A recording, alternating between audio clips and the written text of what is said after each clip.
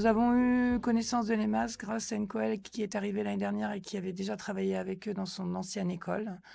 Pour ce qui était de la demande, c'était de nous aider à mettre en place des outils pour pouvoir travailler et vivre au quotidien avec des enfants en situation de handicap, nous aider à comprendre ces enfants et éventuellement nous aider à mettre en place tout ça en classe.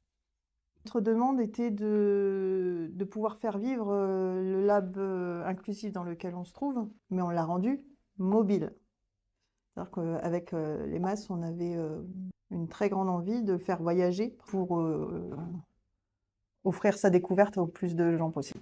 Quand il y a une difficulté au niveau de la scolarité, on oriente les familles vers les masses pour pouvoir avoir un appui et un soutien. On peut recevoir des familles où l'enfant est en difficulté à l'école, où l'école a réduit le temps de scolarité, voire où la scolarité est compliquée et potentiellement peut s'arrêter. Alors, beaucoup de collègues qui accueillent des élèves à dossier MDPH ou non d'ailleurs se retrouvent parfois dépourvus.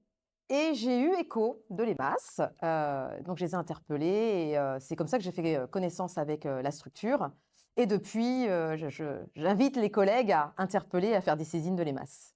Il faut remplir une fiche de saisine. On reçoit tout de suite un avis de réception. L'EMAS contacte l'école et voilà, propose des dates d'observation. Encore une fois, une ressource complémentaire à celle proposée par le centre ressources. Un nouveau logo, de la com, des réunions à organiser. Dans un premier temps, de comprendre le ressenti de ces enfants, puisque souvent on ne comprend pas forcément ce qu'ils ont et comment ils voient les choses. Ensuite, il nous a permis de fabriquer une partie du matériel nécessaire, mettre en place quelques stratégies pour pouvoir faire travailler ces enfants. Moi, le point fort de l'EMAS, c'est de faire entrer le médico-social au sein de l'éducation nationale. Toutes ces adaptations qui sont possibles au sein de l'école et ça évite toutes ces ruptures de parcours qui peuvent exister et de se retrouver sans solution du fait de la non-scolarité de l'enfant.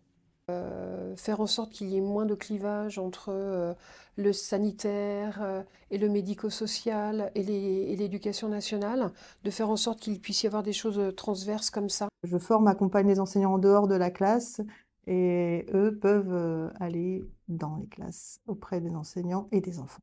On est complémentaires. Ils ont été très à l'écoute parce que c'est vrai qu'on a besoin de se sentir entendu et écouté.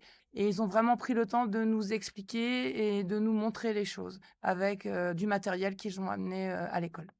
Pour moi, c'est le soutien et c'est permettre aux enseignants de reprendre leur place et qu'ils puissent enseigner à tous les élèves de leur classe. Arrêter de voir des collègues en détresse et de retrouver en fait des collègues qui sont heureux d'être en classe parce qu'ils accueillent à la fois des enfants typiques et aussi des atypiques. La communication au sein des partenaires, des familles, de l'éducation nationale, parce que voilà, on peut constater que plein de personnes ne savent pas ce qu'est l'EMAS. Qu'ils soient plus nombreux pour venir encore plus dans les écoles, parce que là, je sais très bien que beaucoup d'écoles interpellent, mais que l'EMAS n'a plus le temps. C'est pas ce qui manque à l'EMAS, c'est ce qui manque à notre projet commun. La difficulté, je dirais, c'est le temps.